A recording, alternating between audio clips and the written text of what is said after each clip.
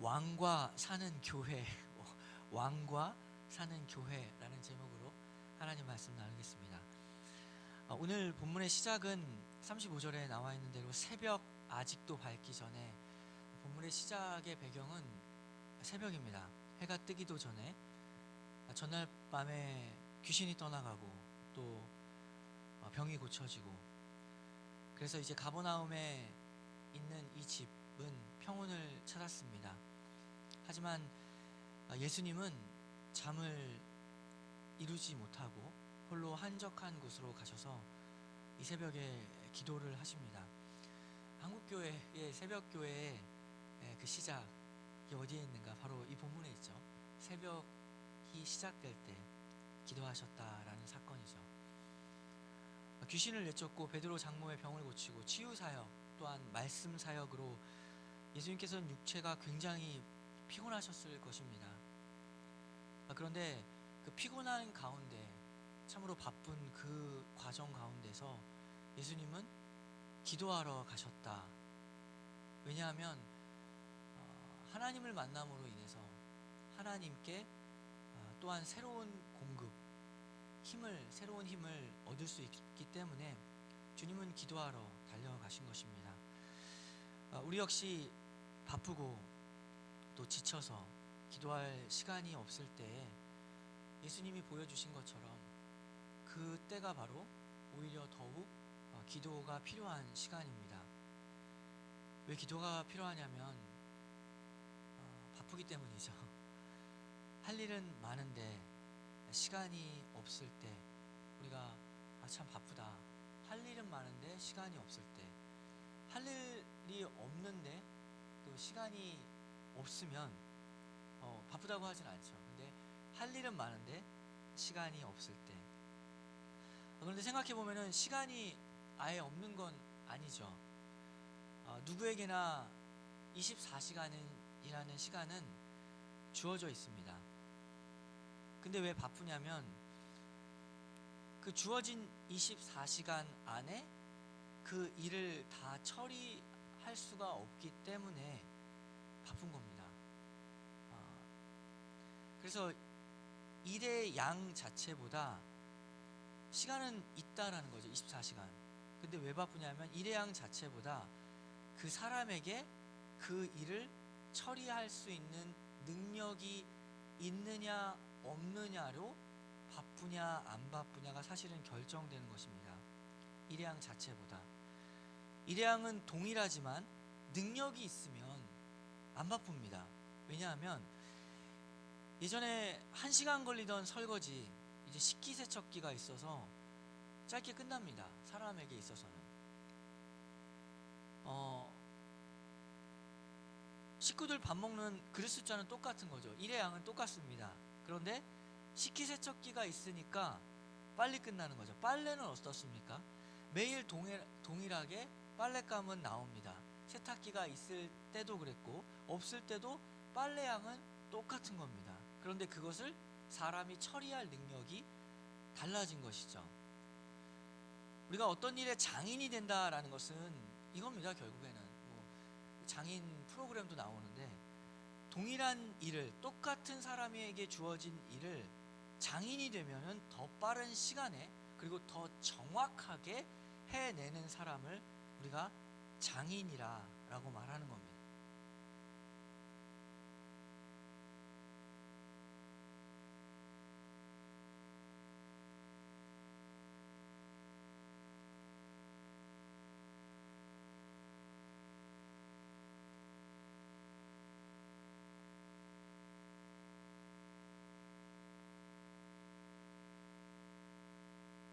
맞추기가 지금 어려울 것 같아요.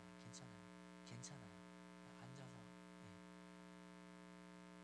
괜찮아요. 앉아있는 게 더 좋을 것 같아요. 지금 시간이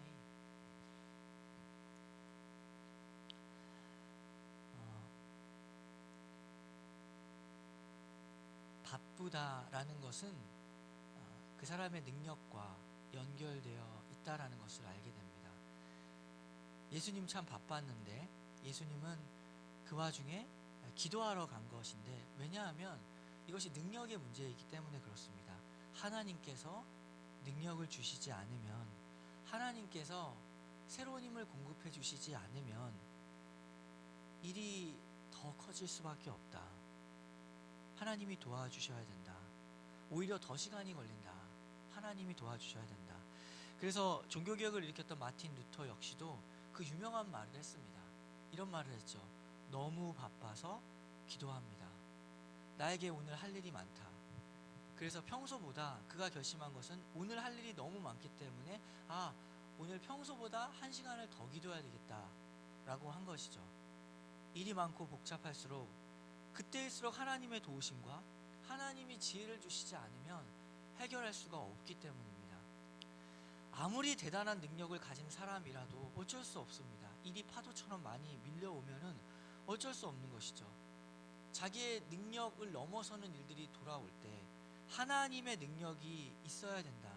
하나님이 일의 양을 조절해 주셔야 되고 일의 책임과 무게도 조절해 주시지 않으면 소용이 없기 때문에 루터는 더 일이 많을수록 1시간을 더 많이 기도한 것입니다. 하나님이 도와주셔야 되니까.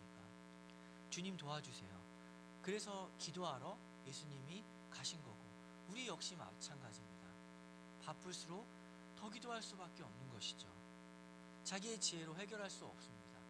자기의 지혜로 이것을 감당하려고 하는 그 모든 것들이 다 어려움을 초래하기 때문입니다. 그런데 예수님만 기도하고 제자들은 예수님의 사역이 지금 무엇인지를 잘 알지를 못하니까 전혀 바쁘지 않은 겁니다. 그래서 잘 자다가 이제 날이 밝았습니다. 예수님이 없어진 거죠. 제자들이 예수님을 찾아서 나갑니다. 그리고 마침내 발견하고는 이제 흥분해서 말하죠. 37절을 보면 만나서 이르되 모든 사람이 주를 찾나이다. 많은 사람이 예수님을 찾긴 찾는데 그 이유가 무엇이냐면 예수님이 말했던 것과 예수님에 대한 관심이 아니었습니다. 회개나 복음에 관심이 있는 것이 아니라 그거 본 거죠. 귀신 쫓아난 거, 병이 난 거. 그들의 관심은 무엇이었냐면 귀신이 쫓아난 것처럼 역사가 기적이 일어나서 내 병을 고쳐주고 나에게 이익을 주고 내 환경 그 자체를 변화시킬, 나의 필요를 채워줄 그 예수님을 원해서 찾아간 것입니다.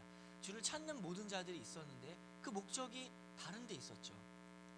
사람의 중심을 아시는 예수님께서는 나를 찾는 자들이 있음에도 불구하고 다른 곳으로 가자. 우리가 다른 가까운 마을로 가서 거기서 전도하리니 내가 이를 위하여 왔노라 라고 말씀하십니다. 여기서 예수님이 이 땅에 오신 그 이유가 무엇인가? 사람들은 예수님이 이 땅에 있는 이유를 다른 데서 찾았죠. 그런데 예수님이 이렇게 말씀하십니다. 내가 이 땅에 온 이유가 무엇이냐? 거기서 전도하리니 내가 이를 위하여 왔노라. 한마디로 예수님은 이 땅에 오신 이유가 전도하러 왔다고 합니다. 말씀 그대로죠. 예수님이 이 땅에 오신 이유, 전도하러 왔다. 전도하기 위해 이 땅에 예수님이 오셨다면 그의 제자들이 무엇을 해야 하는가? 분명한 것이죠. 우리는 이 땅에 있는 이유가 전도하기 위함입니다. 예수님이 그렇기 때문에 우리도 마찬가지죠. 그러나 이 가버나움이 무리들은, 주를 찾는 이 모든 자들의 무리들은 예수님께서 얻어낼 수 있는 떡과 공급과 기적은 원했지만 예수님 그 자체를 원하지는 않았습니다. 예수님, 내 지금 환경의 문제, 예수님 여기 계신데 요거를 보고 있죠. 내 지금 환경의 문제, 예수님 여기 계신데 내 지금 재정의 문제, 그리고 내 주거의 문제, 내 자녀의 문제, 여기에 지금 목적이 가 있었던 겁니다. 그거 해결해 주십시오. 이것이 바로 무엇이냐면 예수님이 여기에 있는데 다른 것을 바라보는 것이 무엇이냐면 우상 숭배라고 하는 것입니다. 예수님을 아예 모르는 건 우상 숭배가 아닙니다. 예수님을 아예 그 불신자 얘기가 아니라 성경이 말하는 우상 숭배는 하나님 여기 있는데 다른 거 보는 걸 우상 숭배라고 하는 거죠. 출애굽기 20장의 10계명을 보면 제2계명에서 이렇게 되어 있습니다. 너를 위하여 위하여 새긴 우상을 만들지 말고 또 위로 하늘에 있는 것이나 아래로 땅에 있는 것이나 땅 아래 물속에 있는 것에 어떤 형상도 만들지 말며 그것들에게 절하지 말며 그것들을 섬기지 말라. 여기서 우상이 뭐냐 분명하게 드러났죠. 우상은 너를 위하여 새긴 우상이라고 되어 있습니다. 그냥 우상이 아니라 너를 위하여 새긴 우상. 무엇을 위하여? 목적이죠. 하나님 여기 계신데 하나님 그 자체가 목적이 아니라 결국에는 너를 위해 나 자신이 목적이 되는 그 모든 섬김을 우상 숭배라고 하는 겁니다. 이스라엘 백성들도 금송아지 섬겼죠. 근데 금송아지가 좋아서 금송아지 사랑해서 섬긴 게 아니라 그 소가 무엇을 주냐라는 거죠. 왜 송아지입니까? 하필이면 염소도 있는데. 송아지는 그 힘과 또 부요 그리고 번영의 상징이기 때문에 그렇습니다. 누가 힘이 있고 누가 부요하고 누가 번영하기를 바라는 겁니까? 송아지가 잘 되라는 게 아니라 송아지를 섬겨서 내가 그것을 섬기는 내가 부요하고 내가 힘이 있고 내가 잘 되는 것이 최종적인 목적, 그러니까 나를 위하여 만든 것이기 때문에 그것이 우상이다 라고 하는 거죠. 오늘날에도 돈 자체가 우상이 아닙니다. 돈은 수단일 뿐이죠. 결국 무엇이 우상입니까? 돈을 섬기는 게 아니라 돈을 통해서 나를 섬기는 거죠. 내가 나를 높이는 것, 그것이 우상 숭배입니다. 우리 신앙생활은 분명해야 됩니다. 목적이 하나님입니다. 너무 당연하지만 왜 근데 이런 말을 할까요? 너무 당연한데 당연하지 않기 때문에 그렇습니다. 우리 신앙생활의 목적은 하나님입니다. 그래서 먼저 그의 나라, 먼저 그의 뜻을 구하라. 그 다음, 그리하면 그 다음에 그 다음입니다. 그 다음에 이 모든 것들을 너희에게 주시리라, 더하시리라. 예수님이 목적이 되면 예수님이 이 땅에 오신 이유, 그것도 우리가 역시 살아가는 이유가 되는 겁니다. 38절을 보면 이르시되 우리가 다른 가까운 마을들로 가자. 거기서도 전도하리니 내가 이를 위하여 왔노라. 그런데 예수님이 가신 이유, 다른 마을로 가신 이유, 십자가의 복음, 예수님이 오신 이유인 전도에 대해서는 그들이 무관심한 겁니다.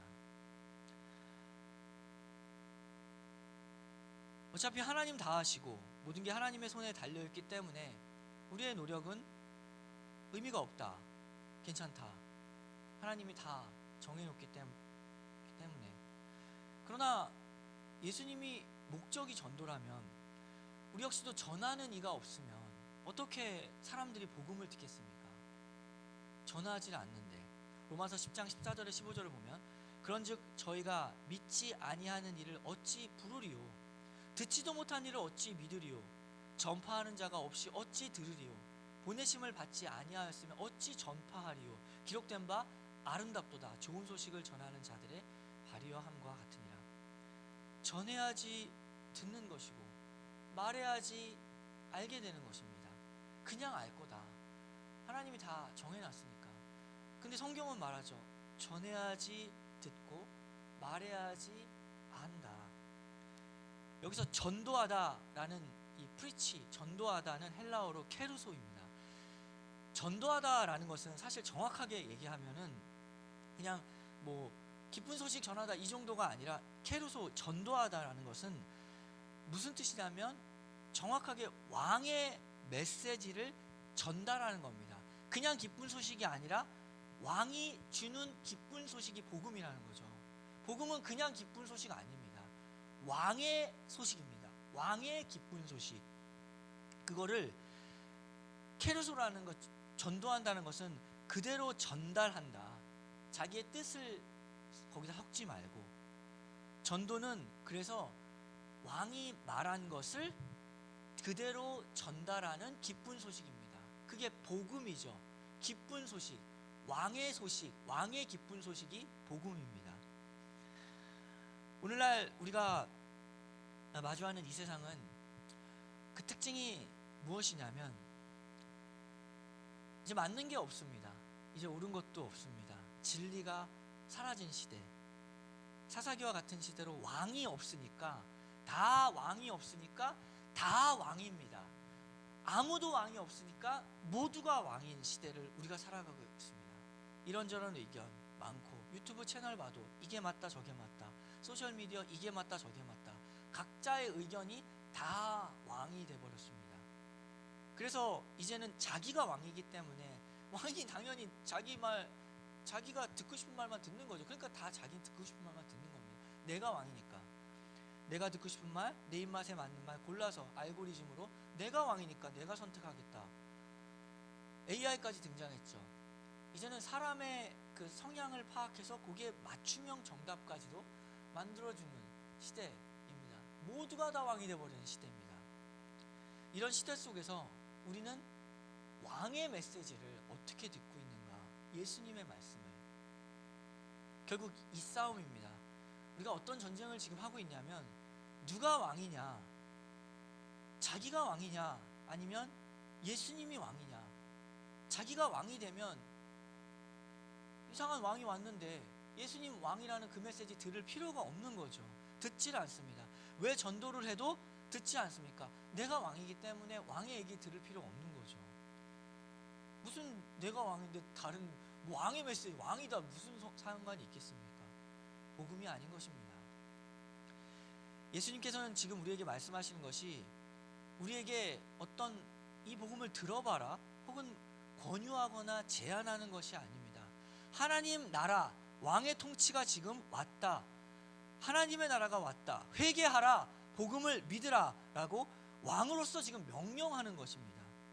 그분의 선포는 내가 해도 되고 안 해도 되는 그런 선택이 아니라 우리가 왕 앞에 무릎 꿇고 순종해야 할 왕의 명령입니다. 왕의 기쁜 소식이라는 거죠.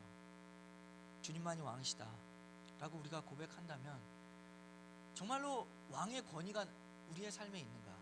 권위는 언제나 어떤 반응을 요구하죠? 하나님을 정말 권위롭게 대한다는 것은 단 한 가지를 통해서 알 수 있습니다. 권위는 순종과 연결되어 있습니다. 순종하지 않으면 권위를 인정하지 않는 겁니다. 권위를 인정한다는 것은 순종한다. 권위와 순종은 늘 같이 갑니다. 함께 가는 것이죠. 순종이 같이 갑니다. 구약시대 선지자들의 예언을 보면 그들의 예언은 단순히 미래를 점치는 점쟁이들이 아니었습니다. 무슨 오늘 TV 나오는 것처럼 요즘에 점쟁이들이 아니죠. 미래에 대한 것을 맞추란 것이 아니라 그들의 예언은 언제나 나중이 아니라 지금 이 백성들을 가르치는 메시지였고, 지금 하나님께 순종하라는 오늘의 메시지입니다. 앞으로 어떤 일이 생길 것이다 라는 것이 포함되어 있지만 결국 목적하는 바는 지금 순종하라, 지금 변화하라, 지금 하나님을 바라보라, 지금 하나님께 돌아오라 라는 것이 그들의 예언이었죠. 당시 이스라엘 백성들의 영적 상태는 참담했습니다. 로마의 압제에 있었고 수백 년간 이 신약 이전에 선지자의 목소리가 없었죠. 곳곳에 귀신 들린 자들, 사탄이 승리한 것처럼 보였습니다. 승리가 무엇이냐면 결국 그곳에서 왕이 됐다라는 겁니다. 그때 예수님 나타나셨죠. 그렇지 않다. 하나님의 나라, 왕이 오셨다. 어둠 속에 걷던 자들에게 이제 빛이 비추기 시작한 겁니다. 예수님이 전하신 그 복음이라는 것은 왕의 복음입니다. 39절을 보면 이에 온 갈릴리에 다니시며 그들의 여러 회당에서 전도하시고 또 귀신들을 내쫓으시더라. 예수님은 전도하시고 귀신들이라고 했죠. 그러니까 한 명이 아니라 여러 명들, 그래서 여러 귀신이 모여서 세력을 만들고 있는 그 집단 자체를 내쫓아 버리셨습니다. 그들이 모여서 무엇을 하고 있을까요? 그 들이라고 하기도 뭐한데 악한 영들. 결국 뭘 했냐면 그곳에서 왕노릇한 겁니다. 사람들을 미혹해서 왕노릇하고 있었던 거죠. 점쟁이들도 마찬가지죠. 가만 보시면 사람의 인생 모두 아는 것처럼 그렇게 말해서 그들을 찾아오는 사람들에게 왕노릇하고 있는 겁니다. 돈 줘라, 나에게 돈 바쳐라, 시간 바쳐라, 구태라, 왕노릇하고 있는 거죠. 그런데 전도를 하게 되면 동시에 어떤 일이 일어나면, 전도를 하면 귀신이 떠나가게 되는 것입니다. 왕노릇하고 있는 귀신이 떠나가게 되는 것이죠. 왜냐하면 진짜 왕이 왔으니까 가짜 왕은 떠나가게 되는 겁니다. 우리가 축귀 사역이라고 하는 소위 귀신을 내쫓는 사역이라는 것이 뭐 대단한 일이 아니라 사실은 어떤 것이냐면 전도하는 겁니다. 전도와 귀신을 쫓는 것이 연결되어 있죠. 그것이 축귀 사역입니다. 전도하는 것, 그 사람에게 진짜 왕이 누구이신지를 가르쳐 주는 게 전도입니다. 진짜 왕이 나타나게 하는 것, 하나님의 나라죠. 그것이 축귀 사역입니다. 더 이상 가짜 왕에게 속해 있지 않기 때문에, 그 속임수에 넘어가고 있지 않기 때문에 그 사람이 이제 참된 왕을 보고 자유를 얻는 것입니다.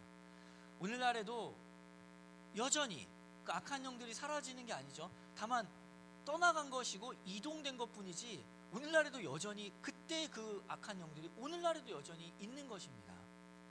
여기저기서 무엇을 하고 있느냐? 결국에는 사람들을 미혹해서 그 사람에게 왕노릇하고 있는 겁니다. 그래서 뭐라고 하냐면 아주 교묘하게 자기가 왕인데 사람에게 너가 왕이라고 말하는 거죠. 살짝 빠져서 그 사람, 귀신은 살짝 빠지고 계속 추궁하는 겁니다. 계속 말하는 거예요. 네가 왕이다, 네가 왕이다. 여기서 우리가 한 가지 주의할 점은 예수님이 어디서 전도하셨는가, 그 위치를 봐야 됩니다. 회당에서 전도하셨다. 회당에서 하나님을 아는 자들, 하나님을 믿고 있다고 하는 그 자들에게 전도하시고 귀신을 내쫓은 겁니다. 이 말씀이 우리에게 큰 울림이 되죠. 하나님을 아는 자들, 우리 역시 하나님을 참으로 나의 삶에 왕으로 섬기고 있는가? 내가 왕이니까 왕한테 함부로 말했던 말들, 무시하는 말들, 나를 무시해, 그리고 분노했던 순간들, 내가 왕인데, 내가 왕이니까 내가 결정하고, 내가 왕이라서 내가 판단하고, 내가 왕이라서 내가 심판하고, 사람들을, 그 수많은 시간들을 우리가 돌아봐야 합니다. 참으로 권위가 정말 예수님께 있는가? 예수님이 그렇게 진지하게 사역하셨던 전도, 하나님의 나라, 그리고 악한 영을 대적하는 이 영적인 전투가 지금 내 안에 이루어지고 있는가? 전투가 있는가? 싸우려고 하고는 있는가? 싸울 의지는 있는가? 정말 이런 것들이 우리와 아무 상관이 없다면 우리는 지금 어디로 가고 있는가? 다시 한번 물어봐야 되죠. 정말 예수님이 왕인가? 이것을 우리가 말씀에 비추어서 생각해 봐야 됩니다. 나 사는 게 바빠서 나는 십자가도 모르겠고, 솔직히 나는 자기 부인하는 것도 잘 모르겠습니다. 먹고 살기 바쁩니다. 지금 당장 편하게 사는 거, 그게 나한테 가장 중요합니다. 라고 외치며 살아갔던 날들이 얼마나 많은가. 예수님도 싫었습니다. 십자가 지기. 할 수만 있다면 십자가를 피하고 싶으셨죠. 그러나 아버지의 뜻대로, 왕의 뜻대로 그 모든 유혹을 이기시고, 누구를 위해서 십자가를 지셨는가? 그 왕이 바로 우리를 위해 그 십자가를 지시고 걸어가셨던 예수님입니다. 그 완벽한 순종 때문에 이제 그리스도 예수 안에 있는 자에게는 결코 정죄함이 없는 것입니다. 예수님 입을 열어서 하나님 나라 선포하셨죠. 하나님 나라 전파하셨고, 우리를 살리는 기쁜 소식, 십자가의 복음, 그 왕의 복음 그 자체가 되셨습니다. 전달자 정도가 아니라 복음 그 자체가 되셨죠. 왕이 죽으셨다. 복음이 되셨습니다. 예수님 그 자체가 우리에게 있어서 예수님 그 자체가 목적이고, 예수님 그 자체가 복음입니다. 예수님이 목적이 되는 삶을 살아가는 것, 그것이 우리가 제자로서 걸어가는 길이죠.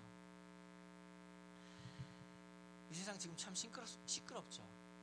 전쟁, 또 그로 인한 희생과 어려움들, 그리고 그걸 인한 또 정치적인 사람들의 비판, 경제적 어려움, 기름값도 오르고 경제적 혼란, 그 가운데서 예수님은 어디를 가셨는가를 우리가 봐야 됩니다. 이른 새벽에 한적한 곳을 찾아가셨던 예수님처럼 우리 역시도 말씀 앞에 머무는 시간이 필요합니다. 말씀 앞에 잠깐 머무는 시간, 이 바쁜 세월 속에서 머물러서 듣고 주님 품 안에 가는 시간이 필요합니다. 예수님 그 자체가 목적이 돼서 그 자체가 나에게 기쁜 소식이 되고 예수님이 나에게 왕이 되고 예수님을 향하여 걸어가는 그 목적을 향하여 예수님 자체를 향하여 걸어가는 그런 삶으로 우리를 인도해 주시길 기도합니다. 예수님을 향하여 걸어가는 우리 신냇물 교회 되기를 기도합니다. 함께 기도하겠습니다.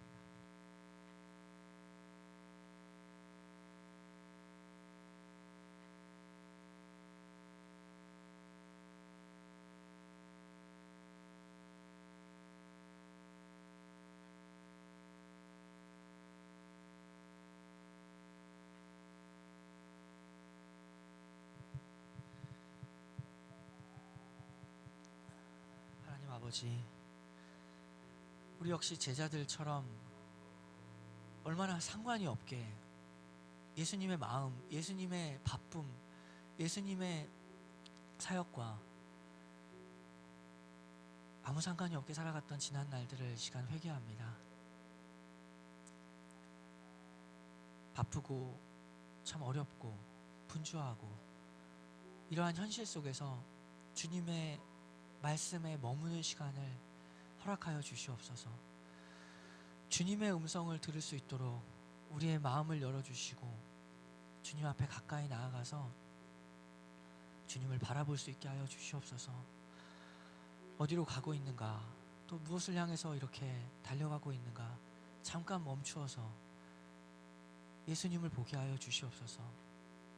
예수님 그 자체가 목적이 되는 삶을 살아갈 수 있도록 우리를 이끌어 주시기를 기도합니다. 시간 함께 기도하겠습니다.